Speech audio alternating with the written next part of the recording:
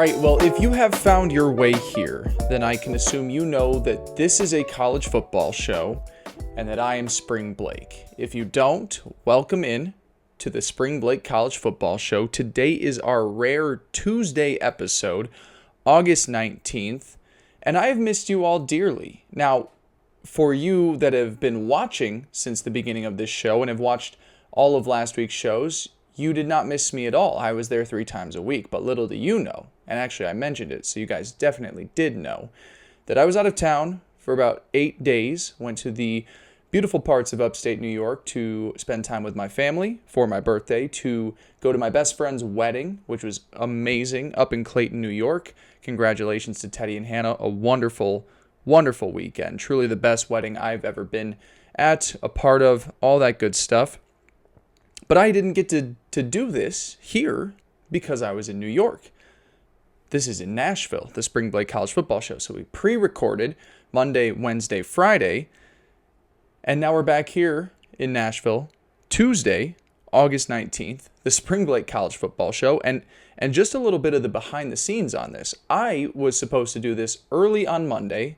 This, of course, is going to be our Big 12 preview, the final of our 4 conference previews. And I was going to do this one early Monday afternoon so I could schedule it, get it out to you guys on Tuesday morning. Little did I know I was going to show up to the airport, and my first flight was going to be delayed, which would cause me to miss my second flight, which would push the second flight back by about 4 hours, getting me into Nashville much later than I expected, causing me to record this at 11 p.m.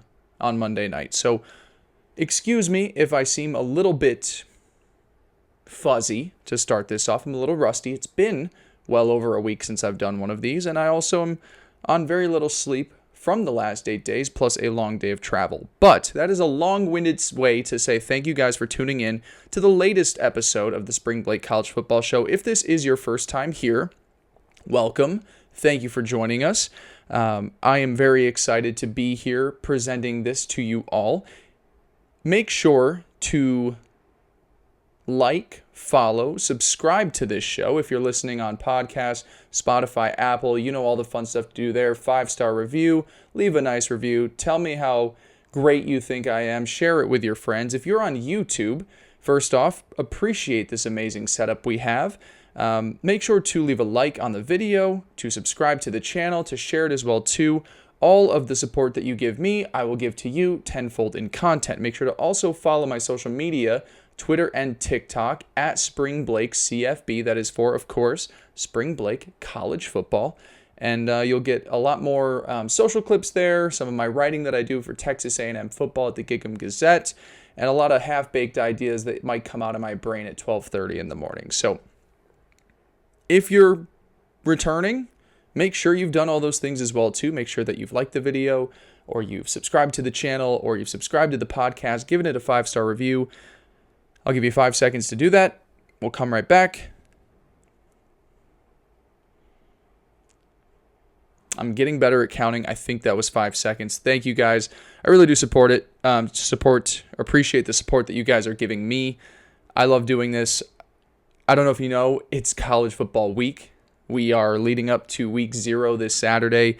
It's only going to get better from here on out. We've got Big 12 preview today. We're going to stick to our Wednesday, Friday schedule. Wednesday is going to be conference title, conference champion predictions, playoff predictions, futures, Heismans, all that fun stuff. And then Friday we will gear up for what will probably be a shorter episode, but still diving into some of the stuff to look out for at week 0. So that's all of that. And yeah, I guess now we can kind of get into some quick notes from camp and then move along into our Big 12 tiers, national title contenders, playoff contenders / conference title contenders, sleeper, sneaky teams, all that fun stuff in just a few seconds. Balake. Where is Balake at? You know, one thing that I do want to say for all of the people that are joining us on YouTube, or if I've somehow wanted to embarrass myself and make this into a TikTok clip, you can see the flow, the lettuce, the long, luscious, curly locks I had on my hair are now gone. Now, as I said, I went to a wedding this past week, and despite all of my purest intentions, there was no possible way for me to style that hair without a hat and make it look good. So I went into town. I got it all chopped off. It looks much better without a hat.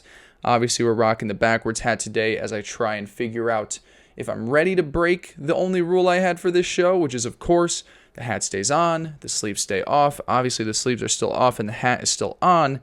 The sleeves are going to stay off because I am still a sweaty boy. The hat, I think it looks a little bit better now that it's shorter without the hat on.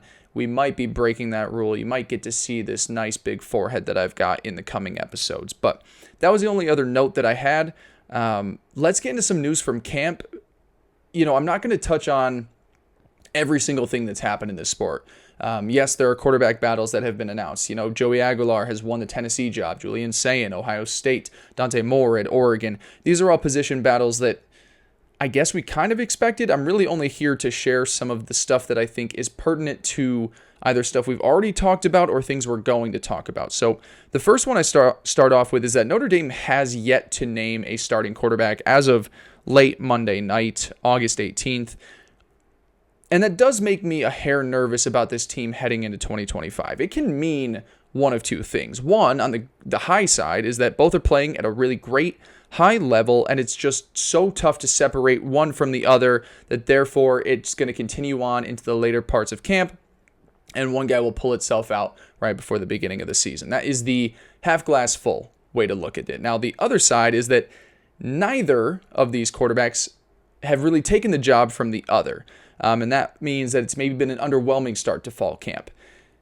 And Notre Dame was very successful without a prolific passer last year, but I do think that to take that next step, Notre Dame does need to develop a better passing attack. They're also not going to have the legs that they had of Riley Leonard, so the offense does need a better passer of the football. Now, I think very highly of this roster. I think it's one of the best 5 in the nation.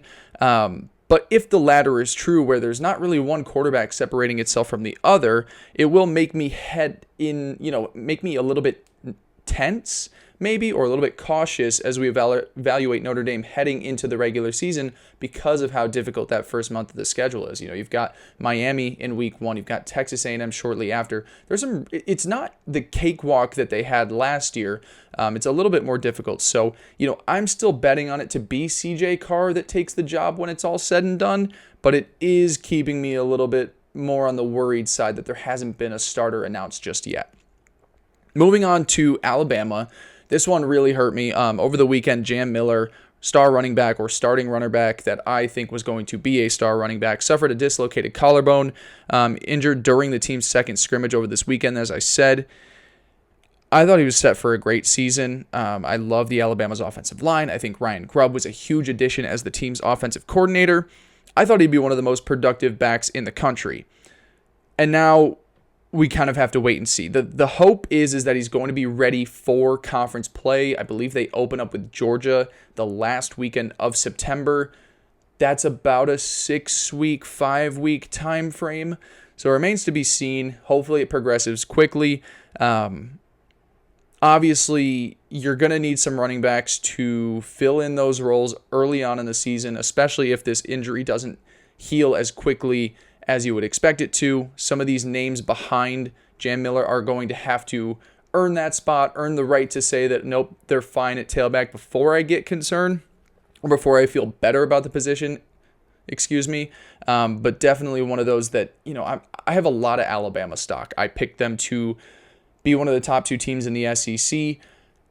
I don't want to spoil anything for what I think about what they can do in the title game or the postseason. I'm so high on Alabama, and a lot of that was thinking that they were going to get back to a really nice ground game, a more balanced offensive approach in 2025. Hopefully, Miller can get back quickly. Hopefully, some of these other backs can ease the pain or ease the transition into Jam's return, because I do think the running game is crucial for the Crimson Tide in 2025. And then the last one that I do want to touch on, very near and dear to this Big 12 preview today, projected starting running back at Texas Tech and USC transfer Quinton Joyner tore his ACL in practice this week. Joyner, obviously one of the plethora of prize transfer portal additions to Texas Tech, who spent, $55+ million this offseason. There is a solid room overall. However, Joyner was set to be the feature back, the guy to try to replace Taj Brooks, who was very productive there last season.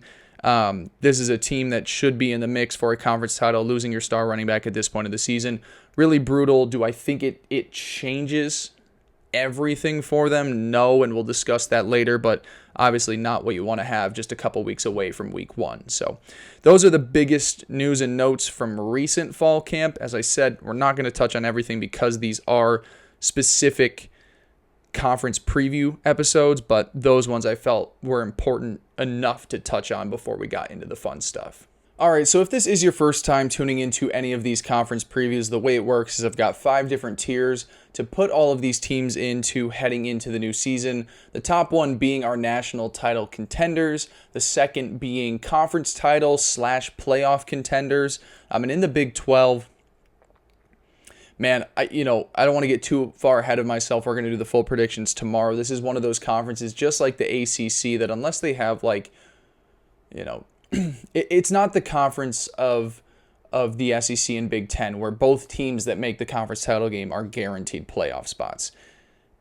I think it's pretty likely both of these conferences just get one team in. Therefore, they're in the same tier because if you win the conference title, if you're a conference title contender, you're also technically a playoff contender because winning that would automatically get you in. So that's tier number 2. Tier number 3 is going to be those sleeper, sneaky teams that could ruin someone's season. Maybe they're not consistently great enough to be in that second tier or one of those top 2 tiers, but man, they've got certain players or a certain coaching staff that is always just going to spoil someone's season. And then we've got tier 4 and 5, which we don't spend as much time on. Honestly, today, because it's late, because I want to get this one out on time, we are just going to breeze through both the bowl-bound teams and then teams with work to do, the teams that I think are at the bottom of the conference and ones that I think will get to 6 wins. So those are the tiers. If you were here for our SEC pod, I tried using my friends' names as the tiers. It sucked. We changed it for Big 10. Big 10 tier preview, Big 10 conference preview was an awesome episode.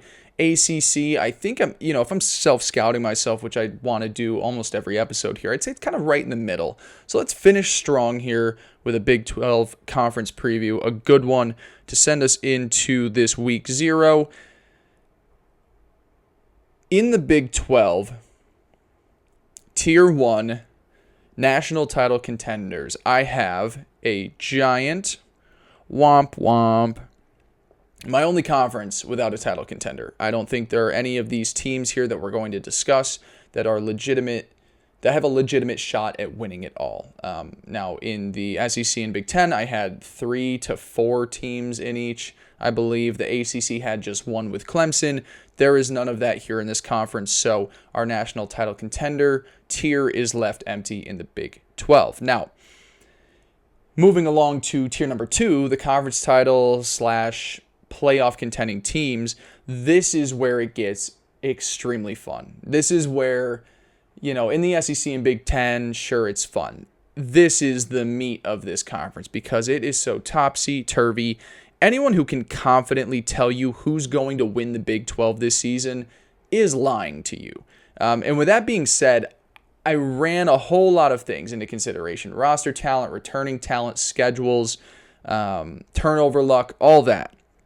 I landed on the Baylor Bears as the team I've got to finish with the best record within this conference. Baylor has a lot of the stuff I need when finding teams I think can be reliable in the conference. They returned 18 starters from last season, 8 guys on defense, 4 along the offensive line, which is so important, and just about all of their top offensive playmakers. And those playmakers are not only just returning, they're some of the best in the Big 12 conference. Sawyer Robertson is up there with Sam Leavitt, Josh Hoover, as one of the best quarterbacks in this conference. Bryson Washington was a force to be reckoned with by the end of the season at tailback, and they're going to be led out wide by a strong duo of Ashton Hawkins and Josh Cameron. So again, I just pointed out one of the top running backs in the conference, one of the top quarterbacks in the conference.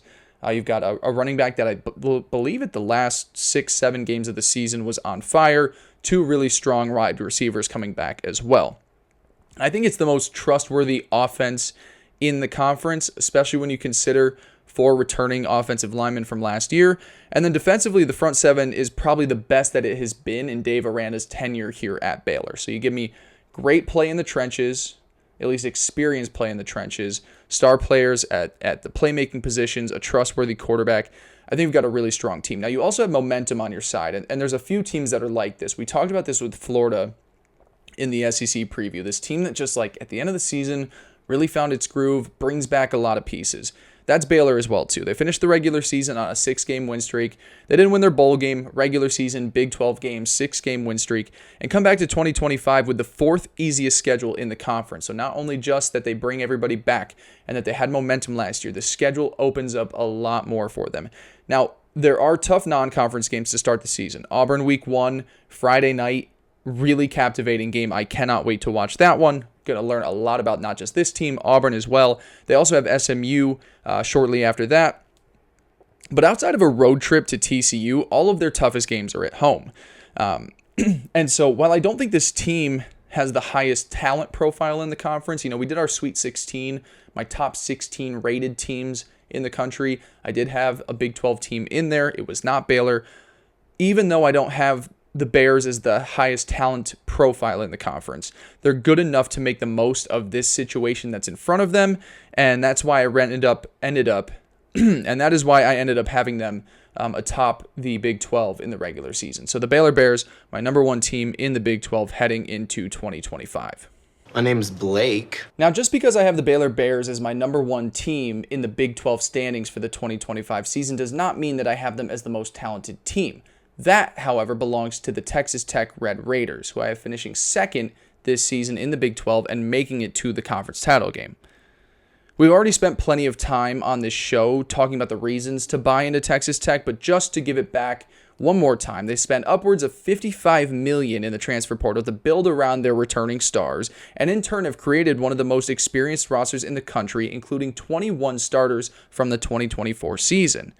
They're led on offense by Baron Morton, and they made pretty strong improvements to the offensive line and wide receiver rooms. Now, as we mentioned, they do have to replace a really talented runner in Taj Brooks. And as we mentioned earlier in this show, Quentin Joyner from USC is no longer going to be available after tearing his ACL.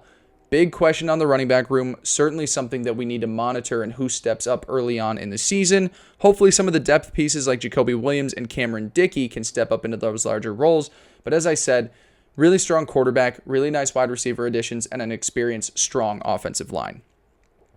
Now, frankly, for Texas Tech, where I would be shocked and disappointed with this team is if they aren't a top 25 level defense almost across the board.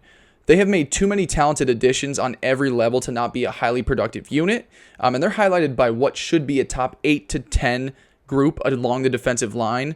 It's deep, it's talented. The Stanford transfer David Bailey is probably the main prize that they got in this offseason, but they go too deep at edge, defensive tackle. Look, if the season doesn't go their way for Texas Tech this year, that comes down to a coaching issue in Lubbock, not a player one. They've made all the additions. Yes, it's easier to just say on paper, like, look at those names. How could this not be good? Yes, they have to work together, and the players do have that responsibility to come together as a team. I'm here to say that the talent isn't an issue on this one. Camaraderie as teammates isn't what would be an issue here. If this season doesn't work out for Texas Tech, it's a coaching issue. Now, the schedule isn't easy, and just about all of their toughest games, and that's Utah, Arizona State, and Kansas State, are on the road, which is a little worrisome because Joey McGuire hasn't necessarily been a great road team leading the Red Raiders. I think he's just 6-10 since he took over. Again, I think the talent on this roster will cover up any coaching or scheduling blemishes and still put them in a position to compete for a conference title later on in December. So the Red Raiders, my number 2 team in the Big 12. Something that I should have mentioned at the beginning of this show, as I did with all of my conference previews, is that I am going to bat with ChatGPT all season. It starts here with our conference previews. We are each giving out 3 team totals that we love. Myself, ChatGPT, 3 team totals, futures during our show on Wednesday, these win totals here, as I've already mentioned, Heisman futures, and then each Saturday we're going to go through and give our 5 best bets of the week. I want to prove that I know more ball than AI, so we're here to do that. That being said, ChatGPT's first bet of the Big 12 is right here.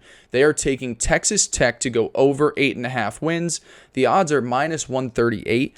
Obviously, I have them here as my second team in the conference. That shouldn't have been a bet that I maybe shied away from. It's not one of my top 3 that I love here, just because I do have maybe a little bit of trust issues, but I still have them as my number 2 team. So maybe ChatGPT is on to 1 here. But yep, that's my conference title game, Baylor, Texas Tech. And we're about to move down into what? 1, 2, 3, 4, 5 more teams in this second tier of teams that I can see contending for not just a conference title, but with that, a playoff appearance. Blake. What? All right, so a team that is not to be slept on in 2025 is Kyle Whittingham's Utah Utes, a team I have finishing 3rd in the Big 12 Conference and one that will be very much in the mix for a title appearance late in the year. We need to look at this Utah team similarly to how we do Florida State. And what did I say about Florida State on our ACC preview? Well, if you're a listener, first of all, thank you. But if you're not, what I want to tell you is that they're one of the most improved teams in the nation from 2024. So like Florida State, Utah is right there, one of the most improved teams that we will see all season. It was a year from hell at the quarterback position for Utah last season. At one point having to play their 5th string quarterback, I think for the final 2 to 3 games of the season. Now, Devin Dampier, whichever way it is, he joins this group from New Mexico, and he also has his offensive coordinator, Jason Beck, along with him after they had a really exciting offense in the Mountain West last season. I know we've also talked about during Oklahoma's preview and the SEC tiers show how the addition of John Mateer is great, but it's also awesome that you bring along Ben Arbuckle. You're not having to teach a quarterback a new system. The system comes with him, and that is what they did here in Utah. It was a mess offensively for them last year. Like I said, 5 different quarterbacks at one point. Devin Dampier and offensive coordinator Jason Beck married here at Utah, and I think it's going to be much better than the production they got from that position last year. Now, the talent at wide receiver and running back isn't off the charts, and I don't think it really ever has been anything super special. Maybe at running back more than anything. There have been some guys that have come through Utah over the last decade or so. It's not eye-popping, but you also would just hope that a really good offensive line, and this is a really good offensive line, it should be a top 10 unit in the country. Let's see, is there any numbers that I have on them, or is it just that it's a really good group? Top 10 offensive line. Cool. Just what I said. Why did I need to look at the paper for that? Top 10 offensive line, upgraded play at quarterback, a better offensive coordinator. You would just hope that that in turn facilitates to better production from the running backs and the wide receiver room. So on offense, I think they're going to get a huge facelift. Everything outside of that is kind of status quo at Utah. One of the better defenses in the nation at every level, and one of the most consistent and trustworthy coaching staffs in the game. Outside of the concerns or maybe question marks I have at tailback and wide receiver, and I do think this offense as a whole will probably still have some limitations that will eventually keep them, out of my top 2 and out of a conference title game. This is a quick turnaround they're seeing in Salt Lake City after a disastrous 2024, and a team that will be more of what we've come to expect from Kyle Whittingham over the last 21 seasons. So Utah, my number 3 team in the Big 12, and here is the first Spring Blake bet of the Big 12 Conference preview. Utah, over 7.5 wins. It's juiced minus 176 odds, so you got to lay down a pretty penny for that one. I think this is certainly an 8 or 9 win team at worst. I think they could be one of the best 2 teams or best 3 teams in this conference. If one outcome goes their way differently, they're playing for a conference title game. So very much love what Utah is bringing to the plate. I think they're one of the highest rebounding teams from a season prior, and it'll be Utah football. Death taxes, Utah. They'll get rid of that 2024 slump that we saw. So Utah, my number 3 team in the Big 12. You want to go to war, Balaki? So we've made it through my top 3 teams in the Big 12, and we've yet to mention either team that was in the conference title game in 2024. That'll end here. Iowa State had a fantastic season last year, just like the last time that Matt Campbell had an experienced roster to work with. And while I don't think they have as much firepower as they did last season, I still have them as my fourth team in the Big 12 Conference and one more than capable of playing for a conference title later on in the season. Obviously, some of the losses on offense are huge. Jaden Higgins, Jalen Noel, I think they were 2,000-yard receivers for Iowa State last year. They go to the NFL. They both go to the Texans, oddly enough. They do have to replace two offensive linemen that also left for the NFL. A lot of production to replace. That being said, they still have Rocco Becht running the show at quarterback. Very talented, experienced thrower, trustworthy guy with Matt Campbell after all these years. And I do think the offense is going to switch to a more run-heavy type team behind the talented duo of Carson Hansen Jr. and Abu Sama. Matt Campbell, over time, and great head coaches do this, they change the system to best fit their players. And Matt Campbell has done that over the years. Last year, I think it was a little bit more vertical, a little bit more pass happy. I would expect to see some more 2-3 tight end sets and really get behind this run game because I do think it is one of the better duos in this conference. And I think they'll win games more by grinding it out in the trenches and behind a really good run game. And then when you need to pass, you do still have a very talented receiver, as I mentioned, in Rocco Becht. So even though the offense is a little bit more different in 2025, I don't think the drop-off is going to be that significant. The defense won't pop off the charts, kind of like a lot of defenses in the Big 12, honestly. But they got a strong linebacking duo leading the way in Caleb Bacon and Cooper Abel Jr., and a slightly above average secondary and defensive line. It's not like one position group defensively is going to kill them all season. I think it's strong at linebacker, and then fine defensive front, fine secondary. They still bring back, despite those losses to the pros, the 28th most experienced roster in the nation, and that'll help them out in what's a tough but manageable schedule. I don't love anyone having to start the season in Ireland, and we'll talk about Kansas State later because they have to do it taking on the Cyclones, but they do get they get most of their toughest opponents. That's what it says there. So just about most of their toughest opponents, that being Iowa, Arizona State, Kansas, and BYU, all at home. Not necessarily a step, it's not necessarily a step forward from what is a 10-win season in 2024, but I wouldn't be mad about placing fourth in the Big 12 after the losses on the perimeter, on the offensive line. Still a really fun team. And as I said, when you're in this tier and I'm positioning you, you're not pigeonholed as oh, you're certainly my fourth team. I have to put you somewhere. You're in the conference title contending tier, which means I think if one or two outcomes go your way that I maybe didn't think they would, you're playing in championship Saturday. So the Iowa State Cyclones, my number 4 team in the Big 12. I wouldn't be too mad about it after, the losses that they've had to experience out wide and on the offensive line. As I just said, why did I feel the need to repeat that? Look, guys, it's 11:30 at night.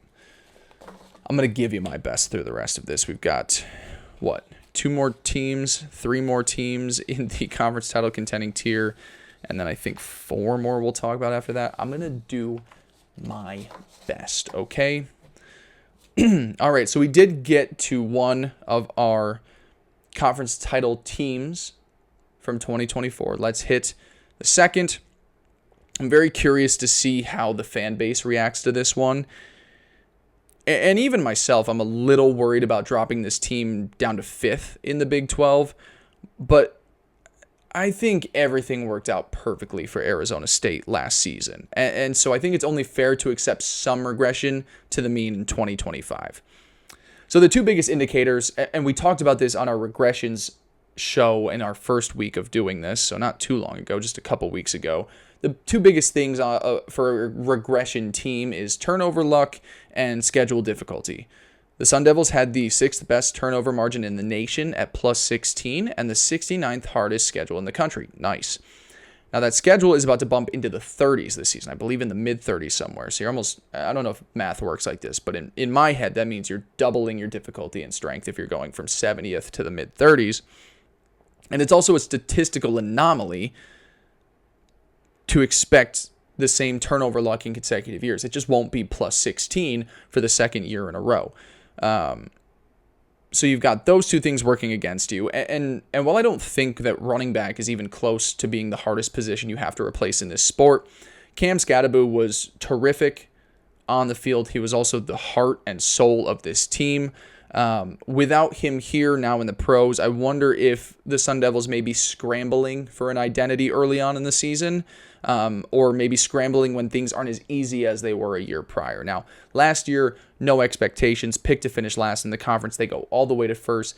Targets on their back now. Teams know what to expect on a week-in, week-out basis. I think there's a lot of good about this team we're about to discuss, but those are a few reasons why I could see regression for Arizona State this year. That being said, it's a really talented team, has a lot of those makings that I say, make you a conference title contender. You return the fourth most production from a season ago. You have one of the better quarterback wide receiver duos in the nation with Sam Levitt and Jordan Tyson, a top 15 secondary in the nation behind safety Xavier Alford and corner Keith Abney, and you have one of the best coaching staffs in the nation. This team really knows how to get up for its biggest moments, and so having them at fifth makes me worried, because if I have them in this title contending tier, they're one of those teams maybe that just every year when it's time to shine, they shine. So, I'm a little worried having them down this low. But with the schedule difficulty, turnover margin of flipping just a little less in their favor, I think will inevitably keep this team out of the conference title game. Still one of the better teams in the conference, maybe even in the nation. One that will be in the mix all year, but just misses out by a game or two in the standings when it's all said and done. So Arizona State, my fifth team in the Big 12. We have ChatGPT's second bet of the Big 12 conference preview, that being Arizona State over 8.5 wins. You can get that at minus 110 odds, which is really interesting because some of these other teams at the 8.5 that we had earlier, it was much juicier odds. I guess Utah was 7.5, but like Texas Tech has higher juice to get to 9 wins than Arizona State, which is very interesting because Arizona State won the Big 12 and took Texas to double overtime in the postseason. So very interesting. ChatGPT first threw out Texas Tech over 8.5. Now back here with Arizona State 8.5. Did they? Never mind. We got one more for them coming up. So let's move into what is our next, two final teams of the conference title / playoff contending tier in the Big 12. Balake. Where is Balake at? So this next team in my conference title contending tier, that's a mouthful. Conference title contending tier. Reminder, it's almost midnight here. This next team in my conference title contending tier of the Big 12 is a team that I want to buy into for primarily two reasons, but two really fun reasons. But because of some legitimate concerns with the totality of the roster and a little bit of schedule stuff as well too, I had to place Kansas State as my 6th ranked team in the conference, and one that just gets a little bit lost in the shuffle compared to the others that have maybe stepped above in 2025. So the reasons that I love the head coach and the quarterback. As a product of the FCS world, go Dukes, I learned the hard way that Chris Kleiman is just never going to have a bad, undisciplined, unsuccessful football program. He's always got his teams playing above their talent level, and they're always in the mix. It's almost like starting to become death taxes Chris Kleiman, death taxes Kansas State. He's always got those guys going. He's one of my favorite coaches in football, and I love that he's found himself here at Kansas State. It just feels like a really good culture fit, gritty for him. I also love the quarterback, Avery Johnson, but we'll talk about him in a second. It should be no different this year for Chris Kleiman, despite returning just 10 starters from last season. Avery Johnson is one of those players at the quarterback position that can just take over games with his two-way abilities. Now, that being said, he can also lose you some games because he is a little bit more of a streaky player, but let's talk about the good right now. Very talented thrower, really talented with his legs, hopefully takes another step in what I believe is his second full season. I think he started bits and pieces of 2023. Avery Johnson is great. I thought they made great additions to the receiving room this offseason, and then they've brought in Matt Wells to be the team's new offensive coordinator. That's one of those things that we're going to talk about a team very shortly that brought in a new offensive coordinator to work with a very fun and exciting quarterback, and it didn't work right away. I hope this one does.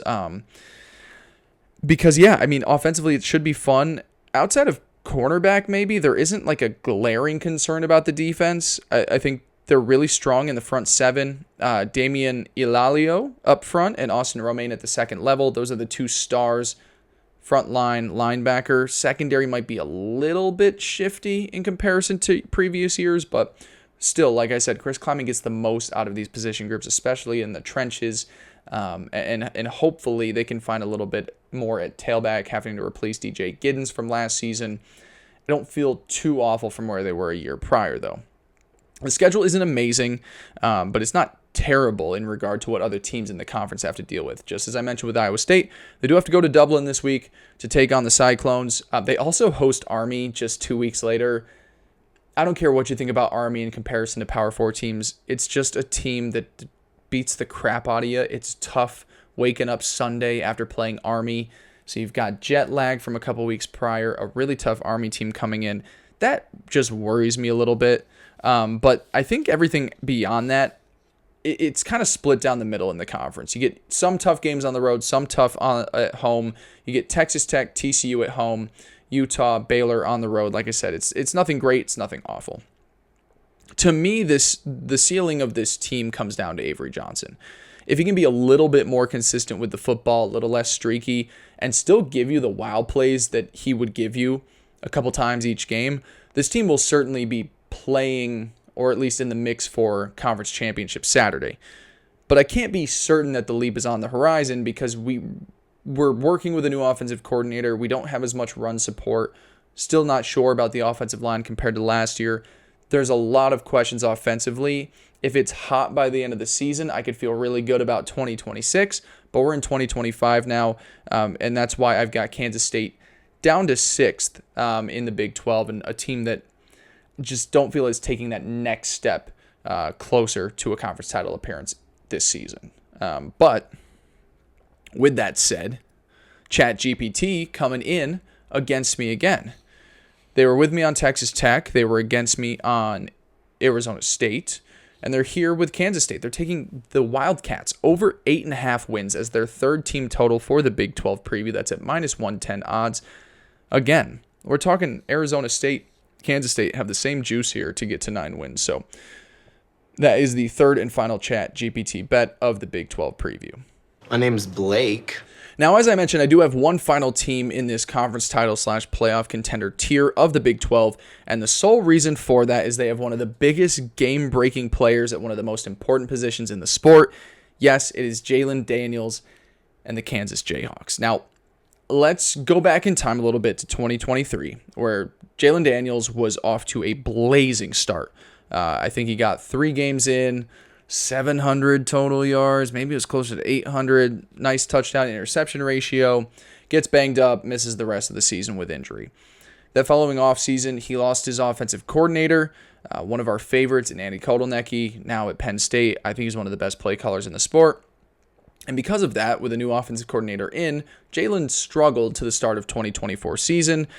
And honestly, the year as a whole, the numbers don't look great. 2,800 total yards is nice. 12 picks to just 14 touchdowns. However, if you take those numbers into context and you split up beginning of the season and end of the season, it kind of finished as looking pretty good. If you take the final, 7 games? Yes.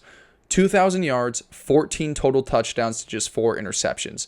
Way better than how we had started. There were a ton of turnovers in that first 5 to 6 games, getting his feet wet, getting back healthy, all that sort of stuff. Momentum is on his side now, and I think he's truly one of the more talented players in this sport, maybe one of the more underrated players in this sport. Now, with all that said, I still think he needs to have a good team around him. He's not like just going to play 1 on 11. There is hope that Cam Pickett can emerge as a strong number 1 option out wide, but there's not like a whole lot of talent at the receiver position. There's a solid room at tailback, but it's tough to replace Devin Neal, who went to the NFL.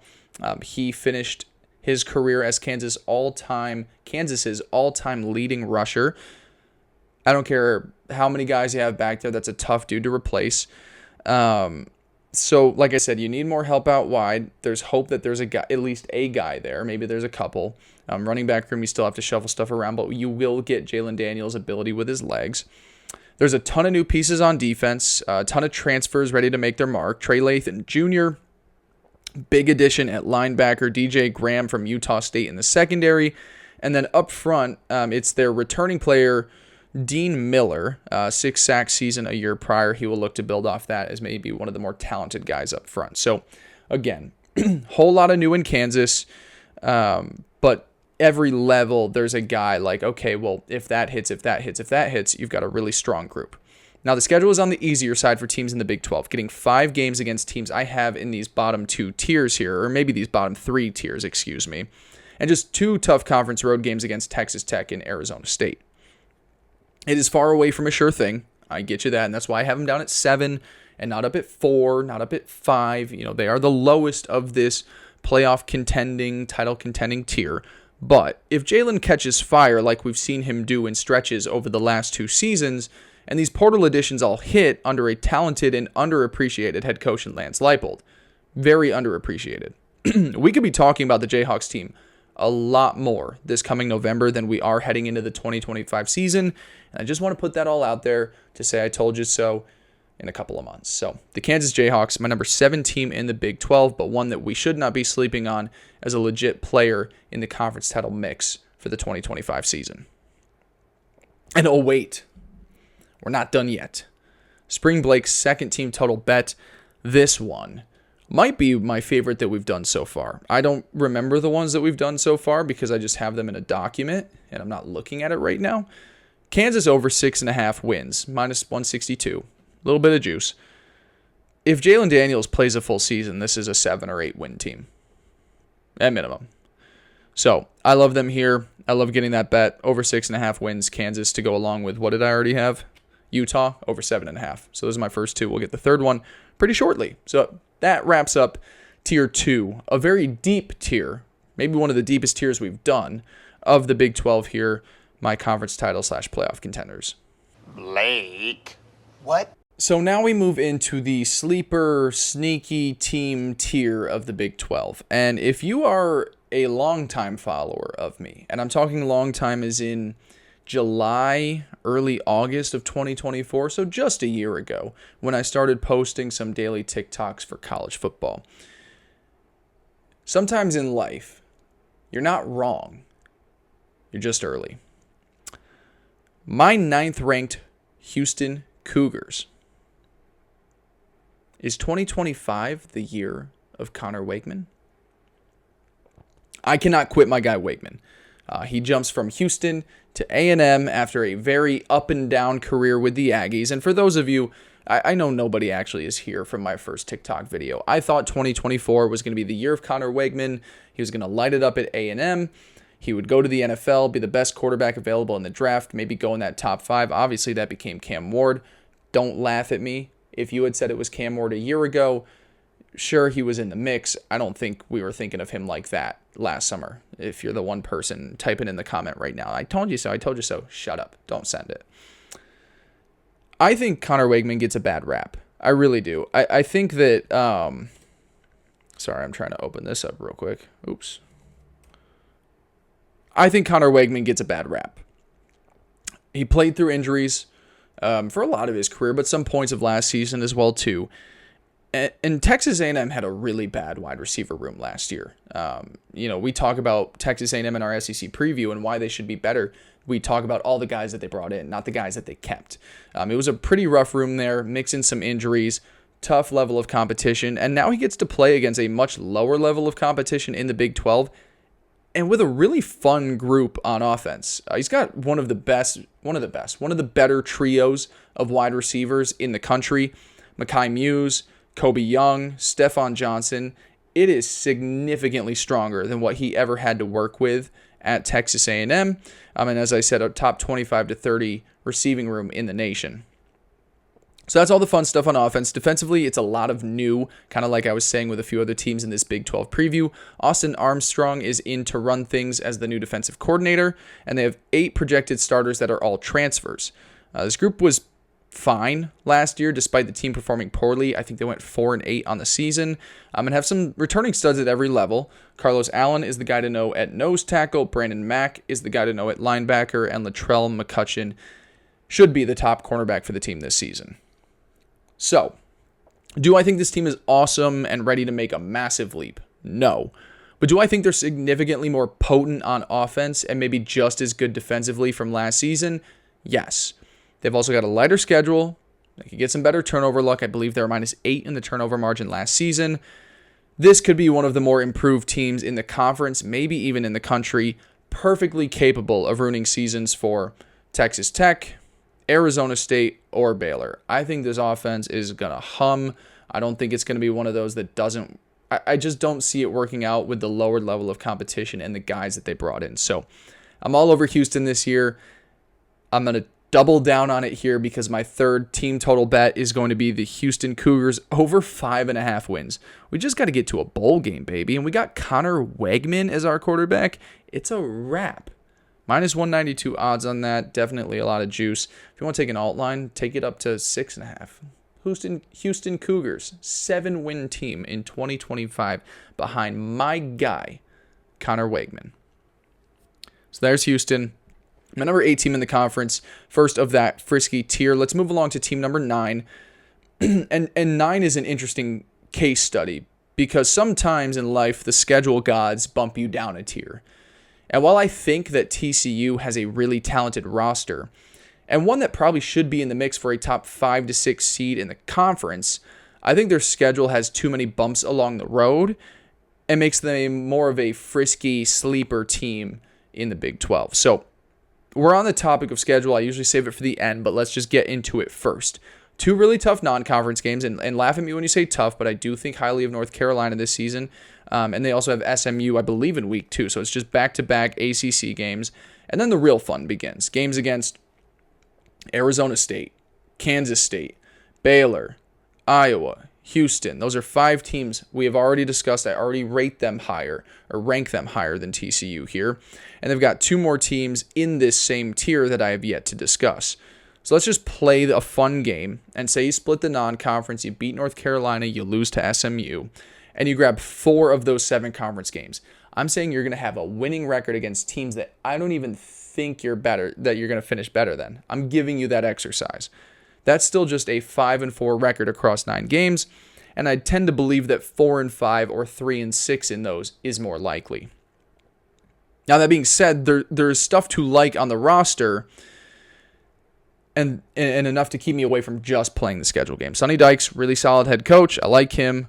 Fun, deep, talented team this year. Josh Hoover, talented quarterback. Already mentioned him, one of the better quarterbacks in this conference. And fun weapons to throw to in a Jordan Dwyer and Eric McAllister. I also think the offensive line is very experienced. The defense has 8 starters back and one of the stronger secondaries in the nation. A lot of good things. A lot of good stuff to like on TCU's roster, but they're a perfect example of my team ratings versus team ranking system. If this was a ratings group, I'd have them much higher in the Big 12, but since we have to take schedule into account, I think they're perfectly rated here as 9th in the Big 12 and nothing more than a sleeper/sneaky team in the Big 12 conference. You want to go to war, Balaki? So coming in at 10th, I know the stars of this team are gone. But is it possible that Colorado's roster in 2025 is the most balanced group it's been under Coach Prime? And maybe the most talented overall as well? I'm not fully there on the talented, but I am there on the balance. I've got them down at 10th in the Big 12 heading into the new year. This is still a team in that sleeper, sneaky category, and they're more than capable of ruining a schedule or a season or 2 along their schedule. That was a mouthful. The QB competition at Colorado is still ongoing. It seems as though Caden Salter, the transfer from Liberty, has the edge over true freshman Juju Lewis. It could be named the starter any day, but it is still open. Shedeur Sanders, I'll definitely say, yes, the better playmaker, better player overall, but I don't think the drop-off is going to be as significant as people may think. I also think that's mostly because the support around him is going to be a lot better. Obviously, you lose Travis Hunter. You lose, honestly, I think, 3 or 4 very talented wide receivers that Colorado had. The offensive line is by far the best group they have had under Coach Prime. 2 really talented tackles, I believe a strong left guard. It is going to be so much better than it had been. It's kind of what I need the button here for incremental growth. It was really bad the first year. It was slightly better the second year. I think it's going to be a good offensive line at Colorado this year. So you have talented quarterbacks playing behind a strong offensive line. They have some rising receivers on the depth chart, ready for bigger roles. Draylon and Omari and Miller. Robert Livingston has done a nice job defensively for this group since showing up, and I think they've really got a strong linebacker duo is probably the highlight of this defense, Martavius French and Reggie Hughes. So maybe not a massive drop-off at quarterback, definitely a drop-off at wide receiver, but if some younger guys grow into those roles, it might not be as significant. Offensive line is a huge improvement, and defensively, like I said with the offensive line, incremental growth, really nice linebacker duo. This team does not have the same pop or flash from 2024, and all in all, I do think it regresses from what was a 9-4 final record. But they've got TCU, Iowa State, Utah, Arizona State, and Kansas State all on the schedule. Do I think they beat all of them? No. Do I think they beat half of them? No. Could they upset 1 or 2 and ruin those seasons late in the year? Certainly, and that's why I've got Coach Prime's Colorado Buffaloes in the sleeper tier of this conference and my 10th team in the Big 12 standings. Okay, and then my final team in the sleeper tier of the Big 12 conference is one that is coming off of an 11-win season this past year. A team I said struck lightning who knows how many times in 1 year, and a team that I was certain would fall back to earth in 2025. It is the BYU Cougars. Really interesting development here at the quarterback position. True freshman Bear Bachmeier is apparently going to win this starting quarterback job. That is over McKay Hillstead. Not what was expected heading into fall camp. Now, Bear is probably the most talented receiver for sure. The most talented thrower of the football. And really, he's only being thrust into this role because the team had to miss Jake Retzloff after his unfortunate situation, and now he's at Tulane, App State. I forget where he went, somewhere in the G5. But at one point, it was thought that Bear Bachmeier would kind of slow play his introduction to the collegiate level. It doesn't seem to be that way anymore. He could be announced as the starter in the next coming days, for all we know, if he hasn't been already. Now, if he wins the job, if he goes in, he'll have plenty of fun targets to throw the ball to. Chase Roberts, really fun receiver. He also will Bear will throw to his brother Tiger. No, that's not a joke. That is correct. The parents named their 2, I think, white kids, Bear and Tiger. I'm taking crazy pills, but yes, Tiger came in from Stanford. He'll play wide receiver for his brother Bear. Oh, God. So that's what they got going on offense. The defense lost 7 starters from last year. Regression should be expected, but it's not an awful group overall. And again, like some of these other teams, I really like the linebacking duos. This one is Jack Kelly and Isaiah Glasker, probably the highlight of their defense. Schedule's pretty easy for BYU. They've got 4 Big 12 games against teams I have in the lowest 2 tiers, teams we haven't discussed, and a very light non-conference schedule with just 2 truly tough road trips to Iowa State and Texas Tech. Am I worried about putting them down this low after saying that? Yes, they have some components to be in that upper tier, but I think the swap at quarterback is the biggest reason to keep them out.